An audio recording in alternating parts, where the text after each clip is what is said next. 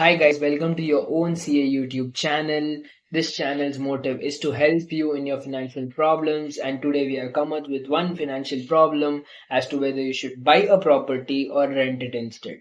Now in this video I have created an Excel again like the NPS video. Here also I have created an Excel that will give you your own answer as to whether you should buy the property or rent it instead. Now what do you require to put into this Excel?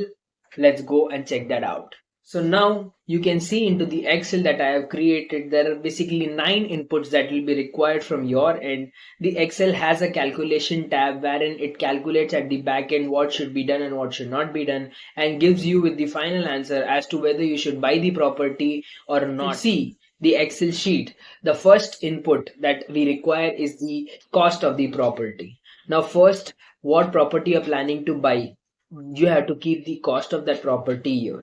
Second, rent of the property. Now, if you don't buy that property and rent it instead, what will be the cost of the rent of that property?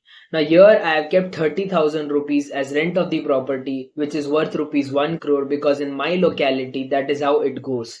Now, but as it is different from each and every site in India, so it's better you put in your data here in order to calculate this. You'll find this Excel file in the description of this YouTube video, and please do download it and understand yourself that whether you should buy the property or not. The third input is the yearly appreciation on the property. Now here you have to show as to how much the property would increase every year. For example, if your property is worth 1 crore today and if it becomes 1 crore 10 lakhs in 1 year, that means it is increasing by 10%. Now here you have to give the appreciation what you think is proper. Now in my case I have kept it 6% because that is what happens normally in Chennai. So basically I have kept here 6%, you can put in your percentage. After that, yearly appreciation on rent. Rent cannot be the same each and every year, it obviously increases. So here I have kept 5% because each and every year normally the increase in rent is 5% only. But as said earlier, this is for you, your own Excel. So yes, you can change these values and you can put your own values. Fourth point is that return that you can create easily on your own. Now here what I mean by this is what is the return that you can create on your own. Why this is important is that if you will not buy the property, you will obviously invest it somewhere, right? The amount that you have right now. So that amount, at what rate that amount will increase is what is determined in this calculation tab. So here I have kept 12% because basically Nifty in a long term approximately gives 12% return. So it's obviously good to assume 12%. But yes, you can change this value as well. Next is buying on a loan. This is a question as to whether you are going to buy on a loan or all in cash. Now, if you are buying it in cash, then you can keep your no. But if you are buying on a loan, keep it here yes. Now, if buying a loan, what is the interest rate? Obviously, there would be interest rate to that loan. Normally, it is 8.5% in my circumstances, but your CIBIL score may change. If you have a very good CIBIL score, maybe your interest rate would decrease, so keep that rate here.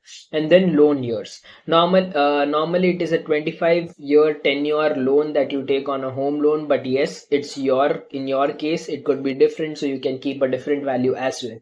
Last is the down payment. I have kept 25% as the down payment, but yes, if you are planning to give only 10% or 15%, you can keep that here as well.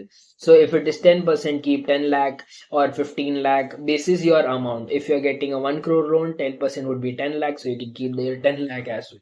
This is the input that was required. After these inputs, you will automatically get two values down. One is the net worth after 40 years, which is basically if you buy. When you buy, the net worth is nothing but your property value after 40 years. Now, in our case, 1 crore increasing at a 6% rate for 40 years gives us 10 crore 28 lakhs worth of amount.